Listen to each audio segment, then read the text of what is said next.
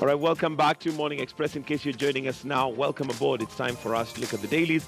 And joining me to do that, we have Deki Omukoba and Kevin Osido. Good morning, and thank you for joining us. Basically, just to see what's making headlines. Straight to the dailies. And we start off with a standard as usual, where we have some good athletes running there. But what is the story?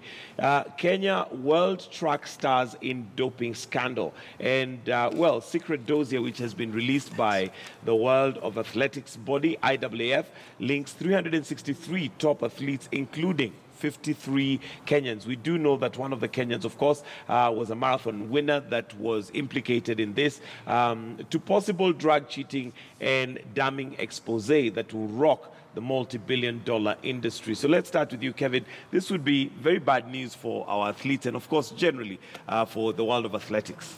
Yeah, quite sad news. And you note that sports is one of those very huge investments for Kenya. And lots of young people have been more or less encouraged by our athletes to be able to join the good men and women who've been lifting the Kenyan flag up there.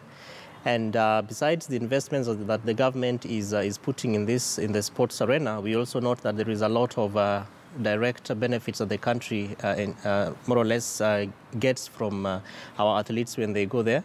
And so the biggest challenge would be how to deal with this, not only in the face of the international community, but precisely even within the Kenyan social arena, because we have a lot of young people who, as I've already said earlier on, they get encouraged by these athletes. So how the IAAF is going to deal with this, I think they must have measures to be able to deal with this. I think Kenya needs to be, especially our Ministry of Sports, the CSHS now needs to come up with a good explanation to be able to not only defend the country, but also to ensure that investigations within the country are done, and that the face of Kenya will still be lifted up as the athletes have always done it. All right, and Deki, Kenya seemed to have been one of the countries where we rarely had any doping issues. But this seems to be now becoming a little bit more common. It's not the first time that we're having athletes, even in Kenya, implicated with doping issues. Something that maybe we need to be concerned about. It's very true. I think we need to begin to understand that we are very good when it comes to this particular kind of sport. And so the infiltration of drugs and of doping becomes a negative, to what we do. And so I believe that there needs to be an investigation, not just on the athletes, but on those who surround them as well, so that we know what goes on, in some of those camping places where they conduct their activity, and who is in charge of them, and what kind of advice do they get moving forward. So I think that it needs to be, a coming together of all stakeholders for us to be able to address this situation, because as Kevin is saying, that it is our name that is on the line, not just the name of an individual athlete. This is a representation of the entire nation. And so we need to do something. And generally the sport as well, because really would want a sport that is won clean. When we're winning, would want to know that Kenya has done that clean without any assistance or anything that is against the rules that are laid down by IAAF. It's very true. Yeah. All right, and well, that's what we have on the headline of the Standard, but also on the front page, quite a number of things here. And let's start off with matters politics, and this goes to page 6. And this is to do with what has been going on, especially after the handshake between Raila Odinga and Uhuru Kenyatta. Kevin, Raila says, I have no interest in 2022. Do you believe him? I do not believe the former Prime Minister. Why not? Well, that's him who's saying that he's not interested, so why would you not believe his word? Because I think over time, and especially for those of us who are interested in Kenyan politics, Raila is one very highly predictable gentleman. He says one thing and does the other. Is it that predictable? I mean, the handshake is one that got many people off guard, so one might say that that was not expected of him at that time. That would be true, but I think if you look at the underlying factors to the handshake, you note that people are still trying to understand the handshake. But of course, we knew that God was going to do some miracles to ensure that the two protagonists, if I could say that, meet and ensure that Kenya moves forward, because I believe that this nation is bigger than any individual. But with regards to 2022, I think given what we are seeing from the handshake, probably the former Prime Minister is very clear not to antagonize the progress that is being made by Ambassador Kimani and lawyer Paul Mwangi to be able to ensure that the 16-man and woman committee works and achieves its objectives, and especially towards ensuring that Kenya moves forward. And so I think that there are certain narratives that would, if they come in at these very early stages, might probably be seen to be messing up with with the spirit and the intention of the handshake. So. And of course... So do you still expect that Raila would put his hat in for 2022? We will be here to watch this, Mike. We will be here. All right, we'll wait and see whether those words go. Deki, your thoughts on that? He says that I'm not going to run for top seat in 2022. So is that something you believe? You've done matters politics, you've observed Raila, you probably know how he has worked previously. Is that something that is consistent with thinking that he may not be running for 2022? I think that we cannot be blind to the fact that Raila is a politician and he will use any strategy, for his agenda moving forward. I think that this is a strategy that he is using at this particular time. And, as days move on and we move towards 2022, the narrative may change, to accommodate that which he wants, at that particular moment. I think at this time, the politics of 2022 may not be of much interest to him in as far as him opening up and saying, this is what I want. I think that he needs to study, the outcome of this particular handshake and how people will read into it and some of the benefits that may come from it. And as he moves closer towards 2022, then we may see, and I think we will see the narrative change. All right. And well, that narrative, of course, is one that is also rocking the Jubilee side of things. And on page 8, we have a story here. Ruto allies vow to stop referendum. And of course, the referendum has several things that have been proposed. There is the expansion of the executive to include or have the position of prime minister.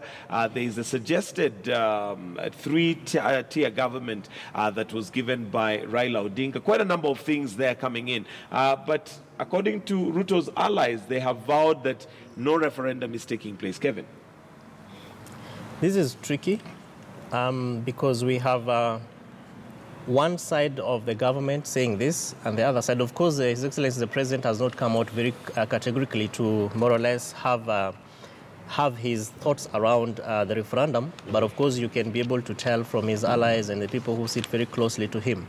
And given that this is also one of those points that is being drummed very forcefully, if I could say that, by the former Prime Minister's allies again. And in the spirit of the handshake, probably you would be able to think or assume, or rather imagine that these are vocals that are coming out to be able to either test the grounds or to be able to send certain messages. And so if we were to probably look at how the handshake and the discussions around 2022 are going to turn out, then the referendum probably is one of those things that will be keenly looking forward to be able to look at. My only worry and disappointment is using the Constitution to create positions for individuals. And number two is that Kenyans have had a very long history, well, from 2017 elections until now, much more of a very heated political moment, and that Kenyans would just want to have an opportunity to do their bits with regards to building the nation and doing, they are running their daily lives. But I think the political class has been very clear to be able to set us back to the politicking for 5 years, 10 years, and all that. But again, with regards to the referendum, I think this is one thing that will be here, but by God's grace to watch. I see it coming because NASA, former Prime Minister's side has been very clear. They've kept talking about this. The former Prime Minister himself has come out and said we need to create certain tiers of government, we need to create certain positions. We were here with you last week when we were talking about the Court to Secretary General and his narrative around the current president and creating a position for him. So I think these are discussions that are not only testing the waters, but are also more or less preparing Kenyans politically for what is coming ahead. What is coming ahead. Yeah. Deki, well, from the opposition side, there are those who feel that one of the reasons why we have these issues that we always have every 5 years when we get to the elections is the issue of a very powerful president, and the fact that he has a lot on his table, basically, especially in terms of decision making. So the referendum would come to try and see whether that power can be diluted, but also given to shared amongst others. your feelings on that, as much as those allied to Ruto say that that's not going to happen? I think that we cannot be blind to the fact that, as you say, the amount of power that is invested on one person, and this is the president, seems to be the problem that we have in this nation. Because the way we have shaped our mindset is that the president, when the president gets, it seems like there's a particular group of people or community that seem to be on the advantage side, and there's another group that seems to be disadvantaged. I think that moving forward as a nation, then we need to address the issue of social justice, where everybody feels included in this particular governance and in this nation, and we feel part and parcel of it. And I think it is about time that we create structures and put structures in place so that there is no side or there is no part of this nation that feels left out. We have not come to the place that we do really appreciate democracy the way it is. We still have this sensing and this feeling that it is my people versus your people. And so we need to address that. And by addressing that, we need to put structures in place that will be able to be all-inclusive. And we cannot be blind to the fact that the kind of miracle that this handshake, has created to this nation, so that for some reason now we feel like we are all included. And this is a feeling that needs to be sustained moving forward. All right. And talking about inclusivity, Kevin, you wanted to comment on something? I just wanted to add on to what Becky has said with regards to county governance and devolution, because one of the reasons why Kenyans also have voted for a devolved system of governance was to devolve some bit of that power. So we must also be able to see some intergovernmental relations between national and county governments to the effect that resources and decision-making processes will be able to trickle down, so that the interest of the people at the presidency then is moved to the county level, so that we have as much interest in devolution or in county governments, and we see counties being able to deliver services. Then I am very sure probably that the quest for one single seat at the presidential level would probably be not only reduced, but that the interest will also go much more deeper into the counties. And, well, inclusivity is one of the issues that has been brought about. And even as the talks surrounding the referendum continue, inclusivity is one of the key things. But we have a 14-member list that was released. Yeah. And this is to basically midwife and give structure to the Building Bridges initiative, as it's now known after the handshake between Uhuru and Raila Odinga. And one of the things that was missing is a list of youth. But according to Raila, he says that the youth are on the deal with Uhuru, that something will be seen. Is that something, again, that should be held, we should hold him to account, or should we have seen youth represented right from the word go? If Kenya does not take care of the demographic dividend, then one of the biggest challenges that we will face is that we will not be able to have sustainable governance and leadership. And this is because at some point, the youth of this country are going to feel disenfranchised and they are going to feel left out. And when this happens, they will want to take charge. They will want to take action.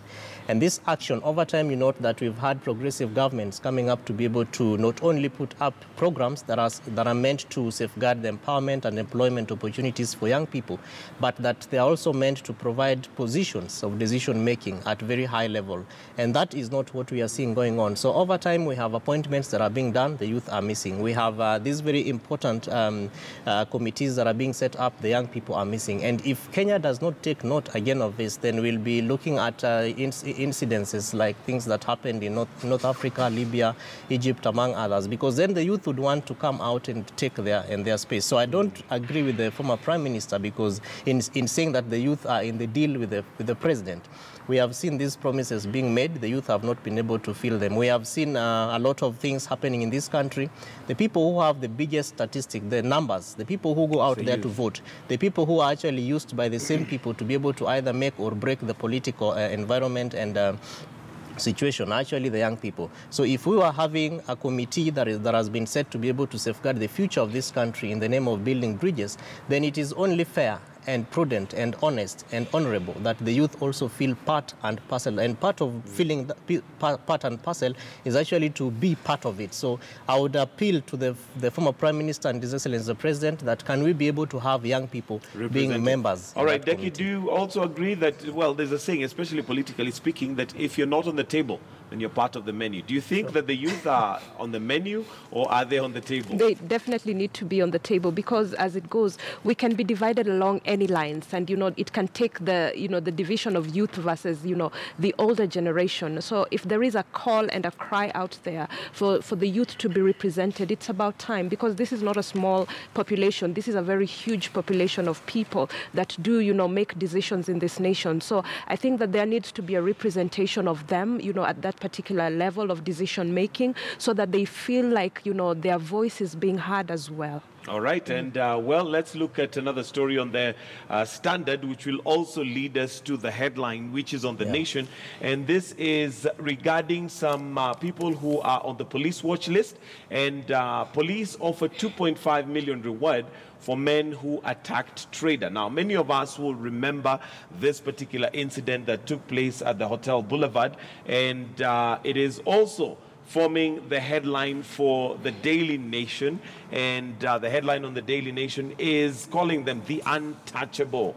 1 week since these men attacked a city businessman, they still roam the streets of Nairobi free and emboldened. Now, the thing is, we have their faces, or their faces have been published. And this is not the first time. Many of us will remember the businessman who was holding a press conference at a Hotel Boulevard and could not make a statement before this guy pounced on him. But there you go. They have their names there, but so far they're still at large. Deki, is somebody sleeping on the job? Yes, somebody is sleeping on the job, because it shouldn't be that, I don't think it should be that difficult if these people have already been identified. There are mechanisms for which, the police use in identifying these people and being able to bring them to book. And I think that the strategy of them putting out, a particular amount of money for people who are willing to bring them forward is one step, but they need to do more in terms of, bringing them to book.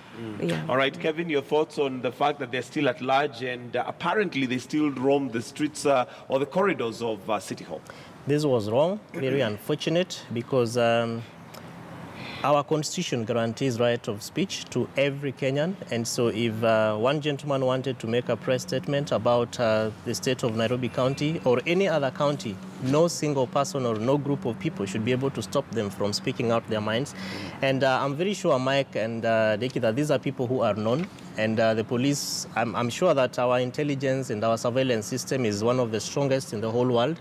Let them come out in the might of their power and in the might of their ability to be able to bring out these people, so that they can be able to set up an example to the several people who would want to, stifle devolution by, one, stifling the right of speech, and two, not allowing people to speak out what they feel about county governance and service delivery. All right. Well, their faces are now on the front page of the dailies and in all the dailies. So we'll wait and see whether, excuse me, that the police are going to, kick into action and ensure that they are brought to book. Another interesting story on the front page of the Nation is keep an eye on Raila, warns Jubilee MP. So this handshake seems to be, rather than, for the country, it generally has worked in terms of calming people down, but it has also heightened, some in the political spheres, again, seeing that interests might change. Deki, your thoughts on the fact that some of those in Jubilee feel a little bit unsettled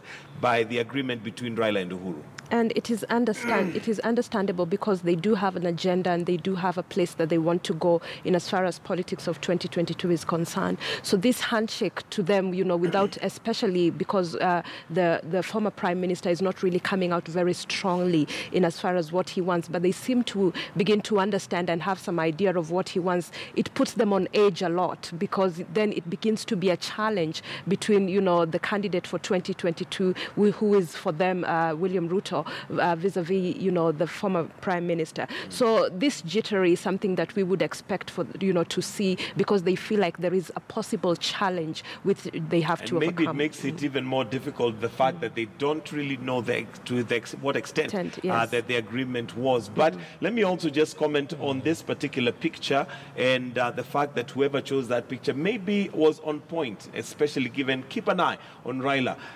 Kevin, what do you think Raila is eyeing right there in terms of the agreement? Probably three things. One is the big four. What's in it for me? The president has been very clear. The popular agenda. Yeah. The big four of His Excellency the President. The President is clear about what he wants to be able to set up for his legacy. And the former Prime Minister also knows that given the kind of history that we've had in our elections, probably he would not want to have a legacy where half of the country or a massive number of his supporters feel left out. So maybe he's looking at, okay, this is where we are headed to, but what's in it for me? And probably and my people in bracket. So it's him and his people in bracket. Number two is the state of the nation.